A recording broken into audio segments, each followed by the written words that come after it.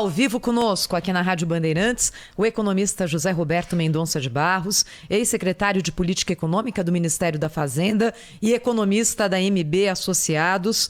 Professor José Roberto Mendonça de Barros, bom dia. Obrigada por falar conosco ao vivo aqui na Rádio Bandeirantes.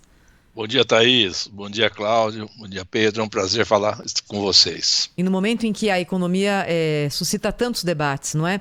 Queria começar perguntando para o senhor a respeito da política de juros do Banco Central. Ontem, esse aumento forte na taxa Selic, que saiu de 6,25% e passa agora para 7,75% ao ano e vai aumentar de novo na próxima reunião do Copom. O senhor acha que isso aqui tem efeito sobre a inflação, professor? Olha, vai ser um efeito limitado, né? Porque a inflação está muito espalhada, né? O que a gente chama do índice de difusão, né? Ela acabou contaminando todos os preços e o impacto da política monetária existe, mas ele é lento. Então a inflação no ano que vem deve ser um pouco menor do que a desse ano, seguramente, mas ainda relativamente alta. E o que é mais complicado, como usualmente ocorre, com o juro mais alto, o crédito vai ficar mais difícil, vai ficar mais escasso e que aponta para o ano que vem uma atividade econômica muito fraca, o que, aliás, a gente já vinha percebendo com uma certa desaceleração aí na perspectiva da atividade. Então, o que tem é que, Thaís, isso é uma decorrência de um certo descontrole na área de gasto público, né, que coloca uma incerteza muito grande no sistema e, de certa forma, sobrou como defesa a política monetária, mas ela sozinha não faz milagre, né? Professor, muito bom dia. É uma honra contar com a sua presença neste programa. Eu queria saber o seguinte, nesse período, né, o que a gente assistiu foi o preço da energia e para padrões inéditos no Brasil. Nós temos assistido o valor dos combustíveis, né, enfim, atormentando os brasileiros e subindo de uma maneira impressionante, né? Só a gasolina já aumentou 73% este ano no Brasil. Esses fatores foram mais ou menos importantes do que esse descontrole ao que o senhor se referiu? As duas coisas, Cláudio. Do ponto de vista objetivo, não só o combustível, mas também a energia elétrica, né, que também subiu significativamente por um outro caminho, né, a seca enorme desse período recente esvaziou os reservatórios. E com isso começamos a usar mais termoelétrica, que incidentalmente utilizam de derivados de petróleo, né? Então, eu diria que são as duas coisas, porque esse descontrole, ele afeta muito as expectativas, né? E as expectativas é que, vamos dizer assim, são fundamentais para a projeção dos preços para trabalhar. Agora, o choque de energia foi decisivo, quanto a isso, sem dúvida nenhuma, né? E por isso também de que a atividade vai sentir, né? A renda dos assalariados, que já vem caindo, né? Ontem mesmo, né, o dado do desemprego que foi positivo, porque houve uma queda na taxa de desemprego, mas também nós vimos uma queda no poder real de compra da população. Então, são as duas coisas. Na realidade, a inflação crescendo e sistemática, nós já aprendemos isso no passado, ela nunca tem uma única causa, ela tem várias causas e tem elementos de transmissão que são mais visíveis que outros, que é o caso do combustível e da energia, né? Mas é o conjunto que realmente acabou piorando de forma significativa. Professor Mendonça, o Pedro Campos, depois da reunião de ontem do Copom, nós vimos a sinalização de que pode vir um aumento aí da taxa Selic em 1,5 ponto em dezembro, né, na última reunião do ano, e sinais de que, como o senhor diz, a inflação ela é persistente no país, né, e tem componentes voláteis aí. Tem também um recado para o governo, né, nessa ata do Copom aí que vai ser divulgada, mas já foi antecipada, que aponta para a tentativa de furar o teto de gastos. Essa tentativa pode gerar movimentos inflacionários ainda maiores. Isso é um sinal de autonomia do Banco Central? É importante essa sinalização do Banco Central para o governo e esse puxão de orelha aí, entre aspas, que está sendo dado na equipe econômica? Tem um certo aspecto disso, né? Ele no fundo está dizendo uma certa queixa, né, Pedro, de que fiquei sozinho nessa defesa, né? Por ter ficado sozinho, eu tenho que ser mais forte do que deveria. Eu volto a dizer, a política econômica tem muitos aspectos, né? A política monetária é só um desses aspectos.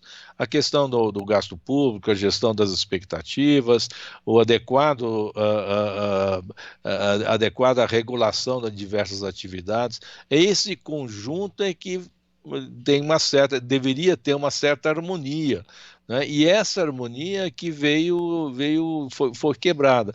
E você veja que isso é uma pena, porque no exato momento em que nós temos uma coisa francamente positiva para retomar crescimento, que é o sucesso da vacinação, a aceitação da vacinação, que é uma coisa extraordinariamente bem-vinda, né, e que seria o momento de começar a voltar às atividades normais, você tem esse desarranjo de diversas áreas e que torna difícil que isso volte a acontecer. É por isso que a inflação ficou tão generalizada. No Brasil, a inflação, em geral, é resistente para cair. A nossa experiência inflacionária, infelizmente, ainda está viva, né, numa boa parte da população, né? E aí o Banco Central ficar sozinho, dar uma puxada maior nos juros, tem alguma eficiência em brecar a inflação, mas, Pedro, você tem toda a razão na sua percepção. Há uma certa queixa. Aliás, o próprio ministro da Economia falou, olha, na semana, falou, olha, como não está muito bem aqui na área de gastos, o Banco Central vai ter que trabalhar. Né? E foi, de certa forma, o que aconteceu, mas isso aumenta os custos para a economia. Né? É bem difícil o período que nós vamos entrar. O economista José Roberto Mendonça de Barros, ex-secretário de Política Econômica do Ministério da Fazenda, e está conosco ao vivo aqui no Jornal Gente da Rádio Bandeirantes. Professor, queria pedir para o senhor indicar possibilidades também para os nossos ouvintes, né? Para isso que a gente está aqui também na Rádio Bandeirantes. Quando a gente olha para 2022, nesse momento aqui um cenário incerto ainda em relação à economia.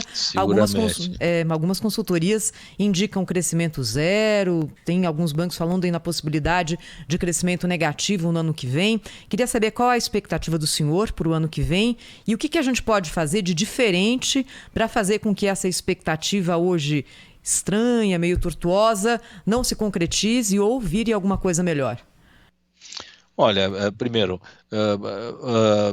se não é zero, vai ser um número muito baixo. Né? Tá aí, seguramente menor do que 1%, que é pouco, né? Muito pouco. Né? Nós caímos 4,1% ano passado, vamos crescer perto de 5% esse ano, o saldo fica pequenininho, e se tiver também de novo o número, é bastante complicado. Eu acho que ainda a gente sempre tem que olhar, são dois aspectos, né, de quem está nos ouvindo. Tem o aspecto das pessoas e tem o aspecto das pessoas enquanto, eventualmente, trabalhadores por conta própria, empresários e tudo mais. Né? Eu acho que o que dá para dizer, antes de tudo, é o seguinte: existem alguns nichos de melhora nesse processo que tem que ser aproveitado. Né? Um exemplo é que as pessoas voltaram a sair, e por isso que a vacinação e essa continuidade desse processo é muito importante. E na área de serviços, muita gente que passou um sufoco muito grande, está tendo a possibilidade de voltar a ter cliente, freguesia, por exemplo, restaurantes, atividades dessa natureza, não vão depender só do delivery. Né? Então, tem oportunidades para que sejam aproveitados, mas que tem que ser feitos com muita cautela. A experiência mostra, Thaís, que as empresas, sejam elas pequenininhas ou muito grandes, que conseguiram atravessar bem esse período, elas tiveram pelo menos duas características todas, sem exceção. Né? Aumentaram seu padrão de tecnologia e de invenção, por exemplo, sabendo utilizar a internet, o WhatsApp para fazer a parte comercial, etc. Né? E buscaram uma gestão financeira muito conservadora. né? Exatamente quando o juro fica alto, fica incerto, né? Quem tem uma melhor estrutura de capital é quem vai atravessar melhor esse pedaço. E nós temos segmentos que apresentam isso. Claro que nem todo mundo consegue fazer isso, mas existem algumas oportunidades. Você veja, por exemplo, nós estamos tendo aqui no Brasil um verdadeiro boom de pequenas empresas de base tecnológica, né? Tem coisa de 15 a 17 mil empresas que estão realmente explodindo de crescer, trabalham, conseguem entrar em plataformas, tem uma porção de inovações que está aberta a muita gente para vender aqui dentro. Então esse é um lado que é importante aproveitar. Agora, do ponto de vista das pessoas, no curto prazo, o que tem para fazer mesmo é a coisa mais defensiva, mais cautelosa. Mas vale um pouco a mesma coisa. Quando você olha do ponto de vista dos trabalhadores, das pessoas, quem está atravessando melhor esse período é quem conseguiu, de alguma forma, melhorar a sua qualificação. É aí que se abrem primeiro essas oportunidades. Claro que isso não muda de uma semana para outra, isso é uma visão que vai ao longo do tempo, mas que está aberta a muita gente. E nesse sentido, o ensino à distância, os cursos pela internet, tem muitas oportunidades novas que valiam a pena mas são esses dois lados que eu aventuraria dizer, além de confirmar que realmente é bom ter cautela, porque nós vamos atravessar um período de uma certa turbulência. Professor, eu tenho, assim, como cidadão, eu não entendo lufas de economia, né? A não ser aquilo que especialistas como o senhor nos ensina, nos aponta. É assim que a gente vai tocando a vida. Agora, como cidadão, assim, eu fico muito assustado, né? Só, olha, fica em casa. Eu não estou nem me referindo à questão da pandemia, né? Se esconda debaixo da cama que está vindo aí o fim do mundo. Né? E é impressionante como, sobretudo analistas do mercado, né? Eu vejo assim na televisão os caras falando, são verdadeiros ativistas do apocalipse, né? Como se, olha, eu não sei por que você está fazendo aí ainda, ainda não deu um tiro na cabeça, porque a situação está absolutamente trágica, vai piorar. E aí vem o CAGED, 314 mil novos empregos em um mês. Vem aí a arrecadação federal, 150 bilhões de reais em 30 dias. Né? Eu fui esses dias aqui em dois lugares, assim, um de classe média predominantemente, como é em todo o país, né? Um shopping bombando, lotadíssimo. Eu fiquei até muito assustado do ponto de vista sanitário, né? Eu de máscara, botei uma segunda máscara, meu Deus, isso aqui é um viveiro de Covid, né? Mas bombando, muita gente, as lojas cheias. E fui também num lugar aqui, que chama Tagua Center, que é uma espécie de 25 de março aqui do Distrito Federal, lotadíssimo de gente, né? De pessoas mais... ali tem pequenos empreendedores, mas tem também muita gente pobre que vai buscar produtos a preço mais em conta. A gente vê que a economia voltou, está bombando. Por que tanto pessimismo a gente percebe, sobretudo nos especialistas? Olha, Cláudio, eu acho que uma coisa fundamental para entender esse período é que a pandemia ela aumentou assimetrias no país. O que eu quero dizer com isso? Tem um grupo de empresas, nem todas são necessariamente empresas grandes, eu acabei de mencionar essas empresas de base tecnológica, que já vinham progredindo em termos de tecnologia, de capacidade de operação e de avanço. O exemplo mais evidente para todo mundo são as plataformas, o comércio via internet, que sofreu uma transformação radical nesses últimos anos. Esse grupo de empresas atravessou muito bem a pandemia. Muitos deles até cresceram, além daquelas empresas ligadas ao agronegócio e às commodities em geral. O agronegócio vem atravessando magnificamente bem. Então, dependendo do lugar que se vai do Brasil, no interior, é um outro jogo, é uma coisa muito mais construtiva. Por quê? Porque os grandes dramas se concentraram nas áreas metropolitanas gigantes que nós temos, né, onde isso aí apareceu inequivocamente. E o que ocorre? Esses segmentos que atravessaram melhor, que representam apenas um pedaço, os seus funcionários, muitos dos quais ficaram em casa, etc., até acumularam poupança financeira, melhoraram um apartamento, agora que reabre vão ao shopping e tudo mais.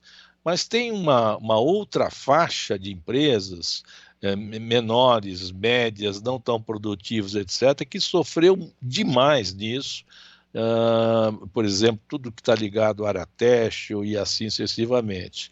A contraparte disso, você põe do outro lado as pessoas, né? Então, no mercado de trabalho, você também teve uma assimetria, né? Os dados mostram que quem tem educação superior viu a sua demanda de trabalho crescer. E o aumento líquido do número de postos de trabalho estão muito mais associados àqueles mais educados, que é o que você vai ver no shopping, que é o que você vai ver de onde for. Na faixa da classe C, D para baixo, houve uma espremida no orçamento gigantesca, e a gente tem que lembrar, Cláudio, você mesmo começou mencionando isso, a inflação não é só que ela está alta, ela está em 10% em 12 meses.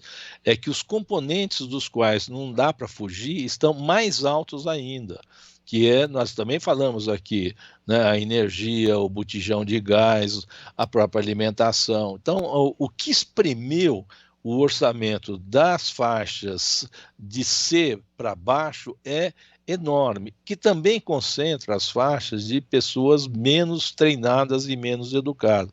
Então, essa simetria aumentou, né?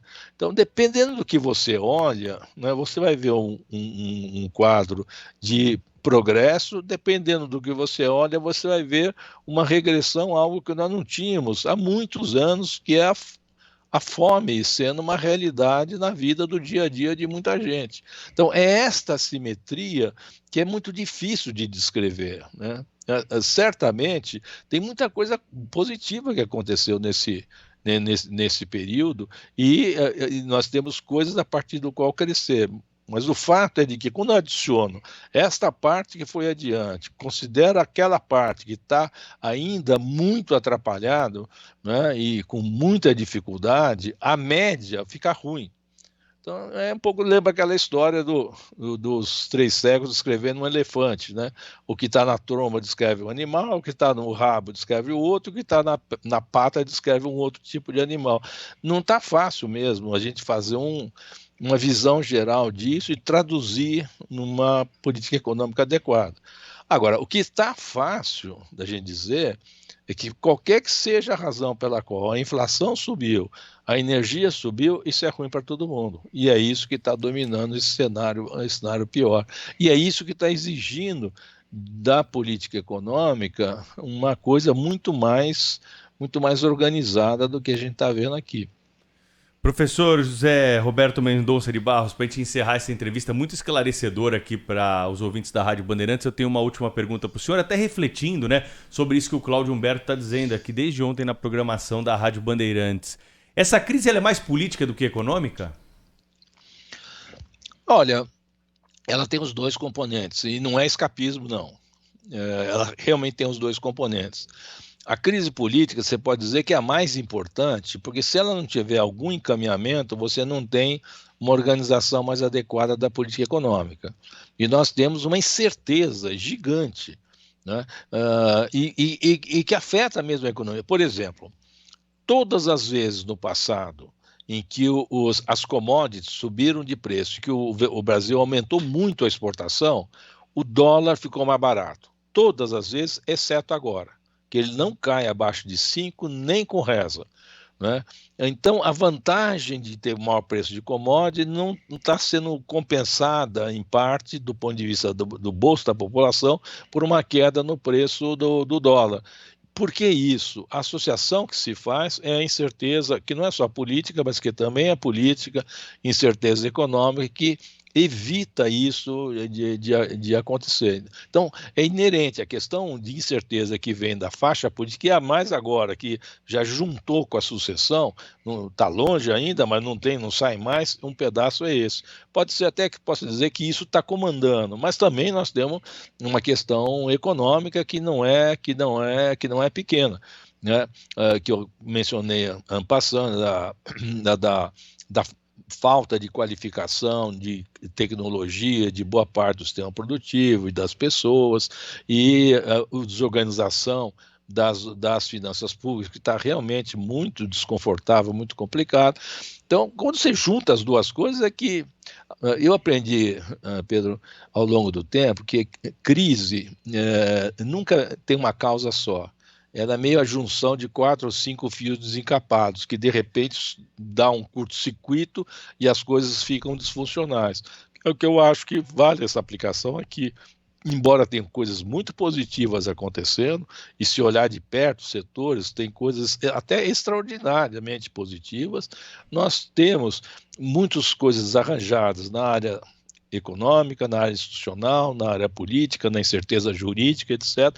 E, de repente, a saída, vamos dizer assim, a pandemia e a saída da pandemia foram momentos em que esses fios se juntaram e gerando essa percepção que eu acho que é correta, que nós temos uma crise bastante razoável, da qual poderemos sair, como já saímos de outras, né?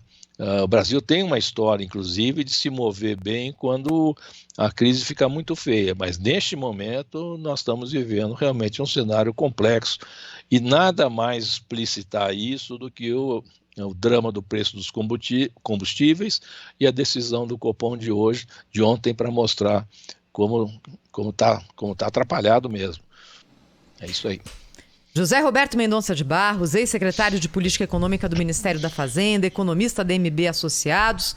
Professor, muito obrigada, por falar conosco aqui. Fazia tempo que o senhor não passava pela Rádio Bandeirantes. Seja sempre bem-vindo. Muito bem, muito obrigado pela oportunidade. Bom dia para vocês, bom trabalho. Bom dia, professor.